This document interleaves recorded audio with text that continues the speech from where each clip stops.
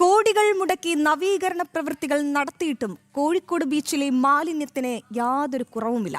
ഭക്ഷണാവശിഷ്ടങ്ങൾ ഉൾപ്പെടെയുള്ള മാലിന്യങ്ങൾ യഥാസമയം നീക്കം ചെയ്യാത്തതും സമീപ പ്രദേശങ്ങളിലെ ഓടകളിൽ നിന്നുള്ള മലിനജലവുമാണ് തീരത്തിന്റെ സൗന്ദര്യത്തിന് മങ്ങലേൽപ്പിക്കുന്നത്. നിത്യേന എത്തുന്ന നൂറുകണക്കിന് സന്ദർശകർക്ക് കടൽ തീരത്തെ മലിനജലവും ദുർഗന്ധവും ബുദ്ധിമുട്ട് സൃഷ്ടിക്കുന്നുണ്ട്.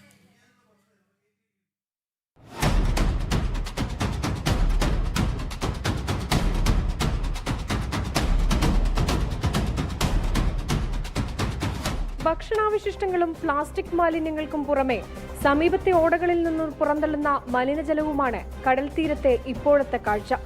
മനോഹരമായി നവീകരിച്ച സൗത്ത് ബീച്ചിലും കോർപ്പറേഷന്റെ പരിസരത്തുമെല്ലാം സ്ഥിതി സമാനം.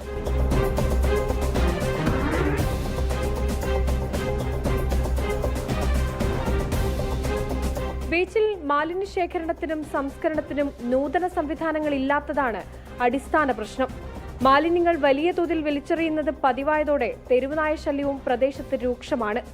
ബീച്ചിന്റെ സൗന്ദര്യം ആസ്വദിക്കാൻ എത്തുന്നവരുടെ എണ്ണം അനുദിനം വർദ്ധിച്ചു വരുമ്പോഴും കൃത്യമായൊരു സംവിധാനമൊരുക്കാൻ കോർപ്പറേഷനും കഴിയുന്നില്ല. നേരത്തെ തട്ടുകടകൾ അലക്ഷ്യമായി കിടക്കുന്നത് മാലിന്യ പ്രശ്നം പരിഹരിക്കാൻ വലിയ തലവേദനയായിരുന്നു.